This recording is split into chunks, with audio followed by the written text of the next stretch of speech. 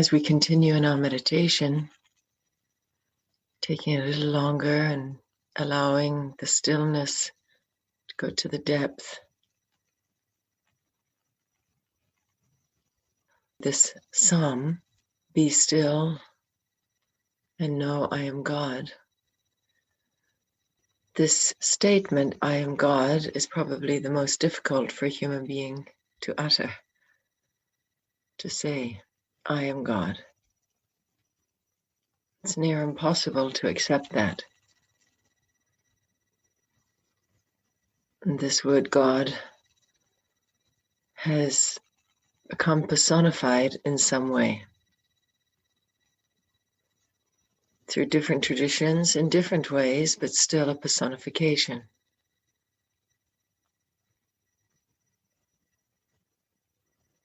Our mind personifies this word God because that's what it does. It makes forms of things and describes things as separate from us. It's a natural mechanism, a concept. So we create a kind of dressing around it.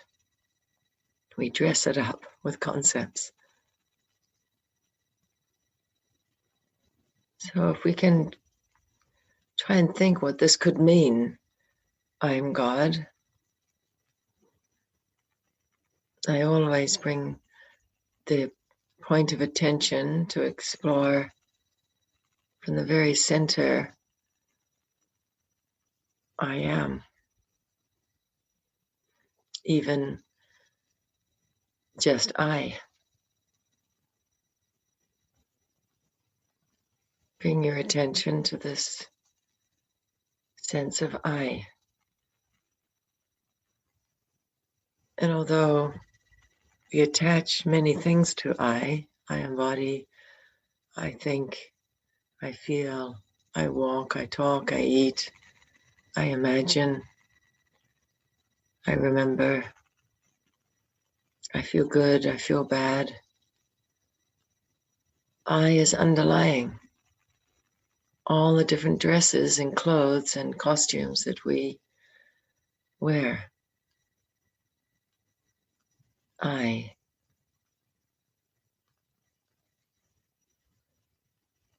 Am is the word for be, to be. I is being. And somehow, in the design of everything, in the design of manifestation, this I being becomes I doing, I thinking, I feeling, and I past, I future, I up, I down, I know, I don't know. And in that, all the changing modes of this manifestation, the doing, the thinking, the feeling, the past, the future, etc., take predominance. They eat up all the oxygen. Sometimes in the scriptures it is described as bewitching. The movement involved with manifestation, doing, even the doing that is of thinking, bewitches the I to forget its true nature being, and it gets confused and starts to get attached to I am doing, I am feeling, I am working. And the stillness of being is forgotten. And this is why one suffers, not because of the things, which it can appear to be, but because we have lost sight of being. We have forgotten the divine power, the godly state of being. Be still. Be. Being is stillness. Be still and know. What is the knowing? Not the knowing of things, the knowing of God. If we don't personify God, is just the symbol for that which is revealed in stillness.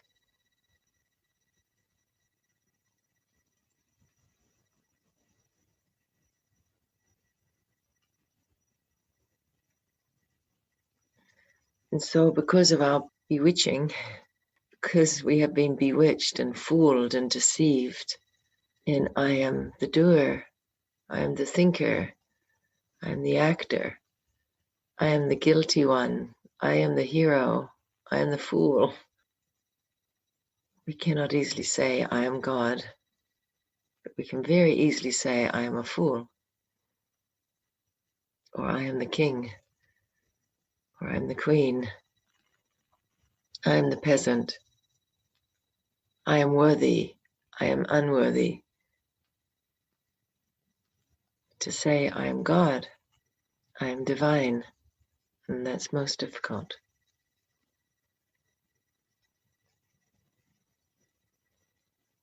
That through meditation, which is the power to be still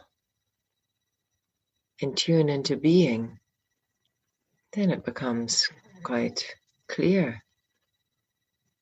This I can be also described as I am, is the thread that remains unbroken.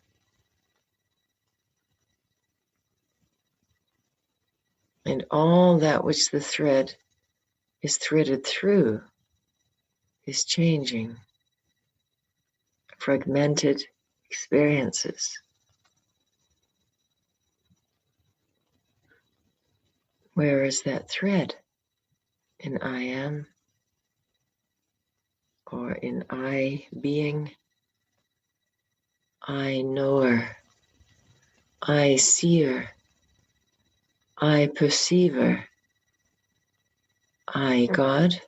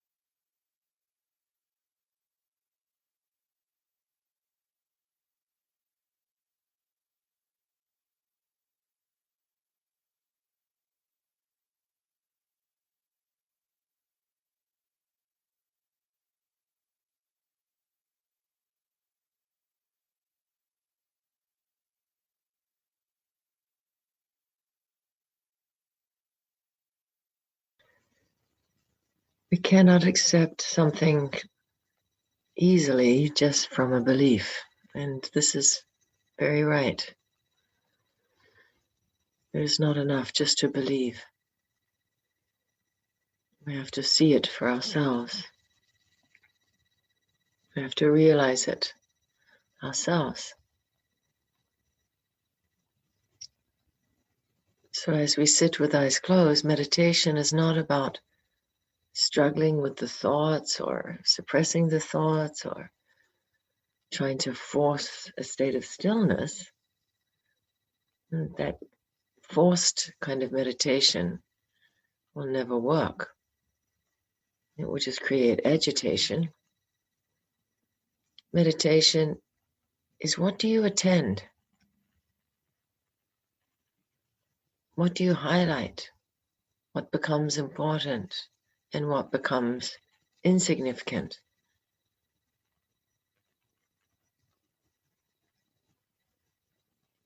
So there is a focus of attention. We're not just sitting daydreaming. There's a great focus of attention, but not through forcing, but through deep inquiry. Who am I? Am I this body with a name, born in a certain country, or am I God? And this is the extreme polarity that is the human experience. So as we meditate, which is as we inquire, as we open up a higher perception to really examine and see what we know, what we perceive, not what we think, or trying to solve our daily issues in how we act. What is perceived as the human condition? Not my personal story, but what is the human story? Who are we? What is our purpose here? So you will examine that there is an instinctive aspect to you, which is attached to your body and all the function of your body, which keeps this body in existence. Hunger drives us to work, like a chauffeur. Hunger drives us to work and to be engaged in all that functioning realm of human existence. The instinct to protect, defend, and to procreate, all that which can be described as our animal nature, instinctive nature. We also have a sense to be in community, to be identified in a family in order to keep safe, but more than just safe, to have community and engaging in fun and activities that give us a sense of purpose, not just to exist, but to enjoy, to feel deep riches from the arts, to have the curiosity to explore science, to just tune into the humanness of the people around you and listen to their stories. So there is also a big part of us that is very human, to engage in community, to engage in what the community discovers. What is our purpose beyond just remaining alive, just existence? It is the realm of the ego, as opposed to the body-mind, which is more of the instinct. So we have more purpose, a greater ego sense than just the animal realm.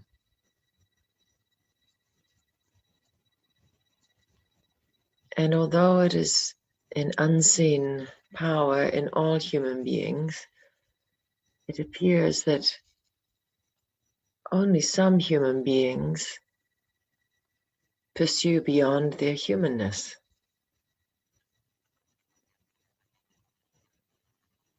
And they ask the question, what is our purpose beyond this community?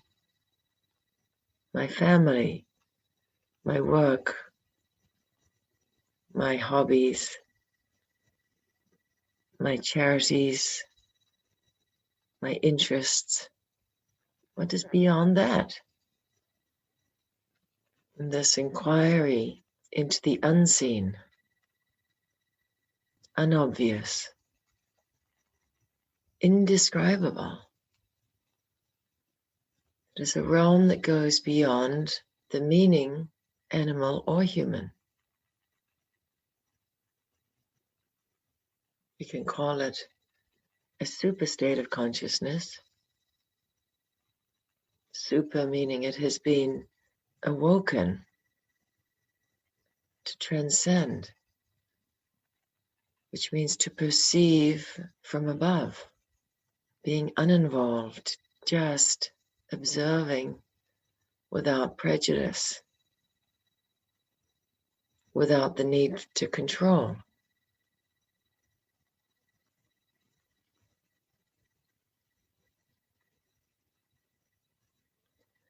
Now, as this power,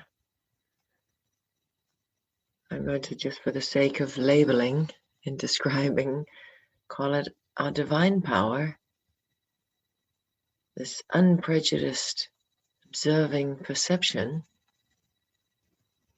This does not exclude our human or our animal. That's the fascinating thing. That my instinctive self is still intact. If I walk out onto the road and a car comes, I will have the instinct to jump out of the way. If I'm hungry, I'll have the instinct to eat. I have the instinct to wake up and get out of bed and start to move. I will seek company with those whom I can engage in interesting talk, loving vibrations. This is our humanness. That will all be there.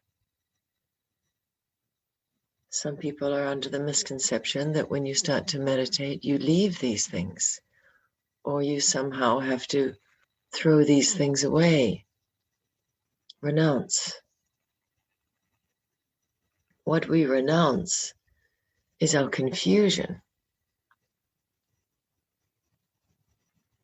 The confusion, who am I? Am I animal? We observe sometimes our animal nature feels out of control, in greed or anger, insecurity, which is attachment, or our desire. And we are afraid of that when it becomes too strong, too overpowering. And the more you try and control it, as is the attempts of our governments and our churches and all kinds of institutions that try and control the animal and the human, but to control by suppressing, we have discovered doesn't really work. Doesn't work ultimately anyway.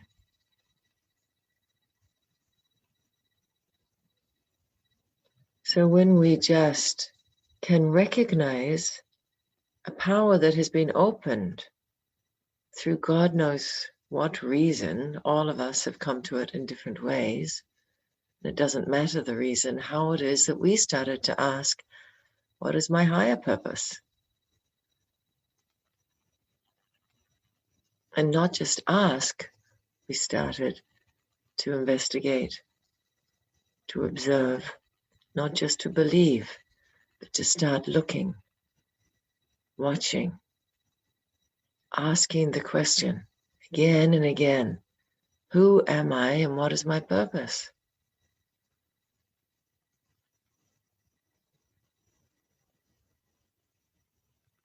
So who am I is not looking for something far away over the next mountain that I haven't yet discovered. And when I discover it, then phew, everything will be all right. My animal will be subdued. My human will feel totally secure and accepted in the clan, welcomed and loved. No, not at all. You cannot find something that you are not. You must look at who we are. We have an animal instinct. We have a human need. And we have a divine power.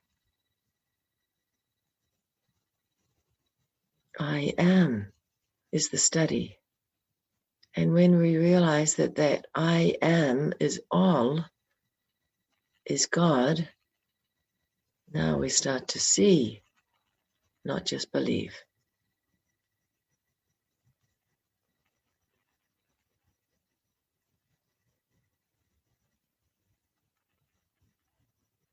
This divine power is so sweet, so fine, so richly fulfilling,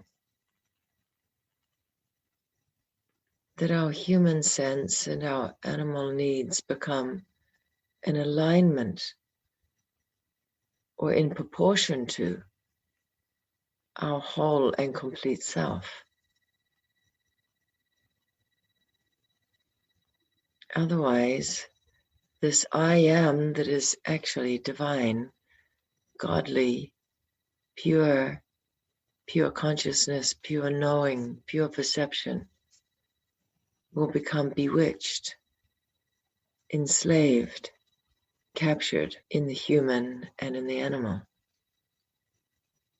So to meditate is to unleash the divine power to become fully centermost, not in order to suppress the other parts of ourselves that in truth are not parts but are accepted within the whole I am. I am God. And we need some time and stillness to meditate on this, not in an endless chase for something which is beyond the mountain, as I said, not chasing a state that is something I have to find or gain because I see other enlightened beings emulating a state of peace. I've got to go somewhere and find that peace. I have to look, be still, observe, open my mind, not to suppress the mind. Open your mind to ask the real question, which is addressing our real purpose or our deeper purpose. Who am I? Who am I as that divine being? I am. Who am I, this thread that runs through all the changes and itself never becomes changing?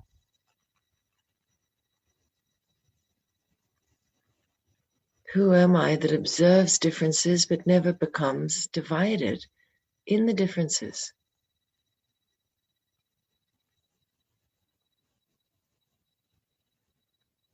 Be still. Who can be still? Not the mind. The being is stillness. Being is still. Recognize the stillness, the thread, the continuum, the unchanging. The stillness is being, knower, seer, God.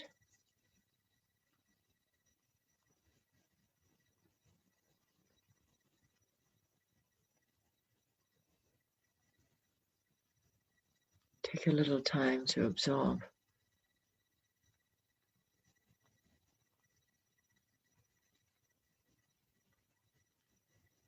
To expand and accept. I am God. It's most difficult.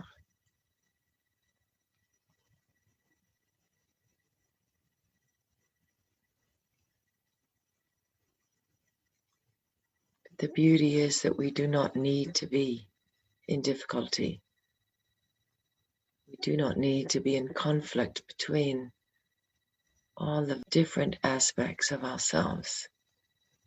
When it is perceived to be encompassed, the differences are encompassed within this beautifully fine, subtle, and powerful, unseen presence of yourself divine.